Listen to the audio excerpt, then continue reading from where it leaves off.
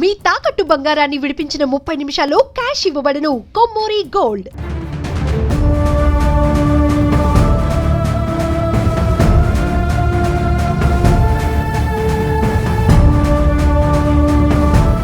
హత్యకు సంబంధించినటువంటి విషయానికి వస్తే 9వ తారీఖు ఈ నెల 9వ తారీఖుని మన సత్యసాయి జిల్లా ఎస్పీ గారికి వచ్చినటువంటి ఇంటెలిజెన్స్ సమాచారం ఆధారంగా ఈ దాసరి శ్రీనివాసులు నాయుడు అలాగే ఈ గంగాధర్ నాయుడు అనే ఇద్దరు వ్యక్తులు నేర చరిత్ర కలిగిన ఇద్దరు వ్యక్తులు కూడా కనపడటం లేదు అనే సమాచారం వచ్చింది సార్కి. వచ్చిన తర్వాత వెంటనే నన్ని అలాగే 1 టౌన్ ఇన్స్పెక్టర్ గారిని మా సబ్ డివిజన్లో ఉన్న మిగతా అధికారులందరినీ కూడా సార్ అలర్ట్ చేసి నేర చరిత్ర కలిగినటువంటి ఇద్దరు వ్యక్తులు కనపడట్లేదు, ఏదైనా నేరం జరిగి ఉండే అవకాశం ఉంది, మీరు వెరిఫై చేయండి అని చెప్పగానే మేము ప్రత్యేక బృందాలను ఏర్పాటు చేసాం. ఆ భాగంగా తనిఖీల్లో మన ధర్మవరం చెందినటువంటి చెరువులో 2వ మరువు వద్ద ఒక గుర్తు తెలియని మృతదేహం ఉన్నట్టు గుర్తించిన తర్వాత వెరిఫై చేయగా ఆ వ్యక్తి యొక్క మృతదేహం దాసరి శ్రీనివాసులకు చెందిందిగా గుర్తించడం జరిగింది.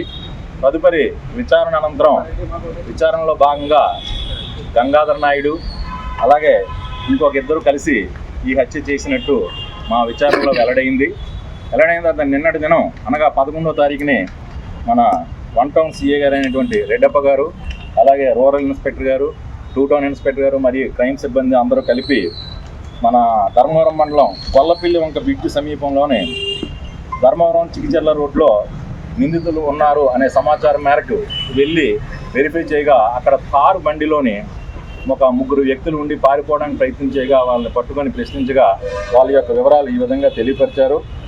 ఒకటి దాసరి ఇది గంగాధర్ నాయుడు అలాగే ఇంకొక గంగాధర్ ఎరుకల గంగాధరు అరిగల చరణ్ అనే వారుగా తెలియపరిచారు.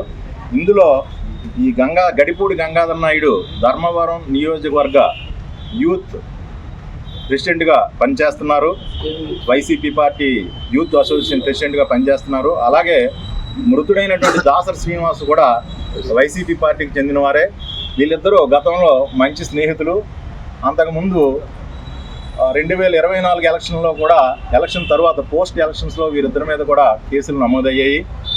గత 1 సంవత్సరం క్రితం నుంచి వీరిద్దరి మధ్య వ్యక్తిగత విభేదాలు వచ్చి ఆర్థికపరమైన లావాదేవీల్లో తేడాలు రావడం కారణంగా ఒకరి మీద ఒకరికి అనుమానం వచ్చి ఈ దాసరి శ్రీనివాసులు ఎప్పటికైనా నేను చంపేస్తాడు అనేటువంటి విషయం ఇతనికి రకరకాల మార్గాల ద్వారా తెలుసుకొని గంగాధర్ నాయుడు ఎట్టి పరిస్థితిలోని దాసరి శ్రీనివాసులను పెట్టాలనే ఉద్దేశంతో 7వ తారీఖు ఈ వైఎస్ఆర్సీపీ రిలే నిరాహార దీక్షలో వీళ్ళిద్దరూ కూడా పాల్గొన్నారు, A2 కూడా పాల్గొన్నాడు. వీళ్ళు 3 పాల్గొన్న అనంతరం పథకం ప్రకారంగా ఇతనితో మద్యం సేవించి ధర్మవరం చెరువు దగ్గర 2వ మరువు దగ్గర తీసుకెళ్ళి మద్యం ఎక్కువైన తర్వాత కట్టితో A1 గంగాధర్ నాయుడు మృతుడు దాసరి శ్రీనివాసులను కొట్టడం జరిగింది. ఇంకా బ్రతికున్నాడనే ఉద్దేశంతో పెద్ద బండరాయిని తీసుకొచ్చి ఆ బండరాయిని కూడా మీరు చూసుంటారు, అది కూడా సీజ్ చేసాం. ఆ బండరాయితో గట్టిగా మోది చనిపోయాడని నిర్ధారణకు వచ్చిన తర్వాత వీళ్ళు ఇతన్ని కనపడకూడదు, ఈ నేరాన్ని దాచిపెట్టాలనే ఉద్దేశంతో మృతుడిని ధర్మవరం చెరువులో పడేయడం జరిగింది.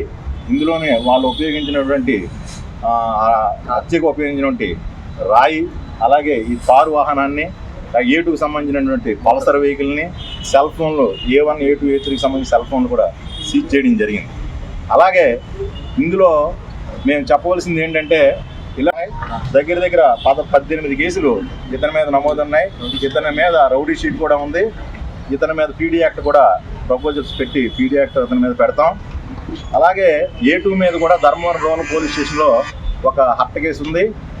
మీకు ఇందులో చెప్పవలసింది ఏంటంటే ఇలాగా చట్టాన్ని చేతిలోకి తీసుకొని హత్యలు చేసేటువంటి వారి మీద కఠినంగా ప్రవర్తిస్తారు పోలీసులు.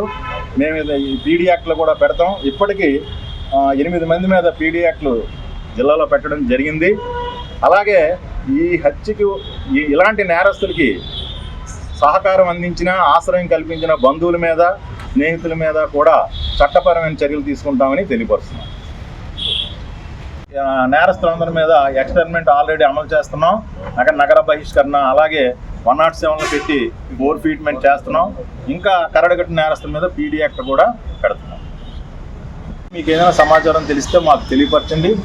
సమాచారం చెప్పిన వ్యక్తుల యొక్క వివరాలను ఎట్టి పరిస్థితుల్లో బయటికి వెల్లడించాం. అలాగే వారికి తగిన పారితోషికం కూడా పోలీస్ డిపార్ట్మెంట్ నుంచి అందజేస్తాం.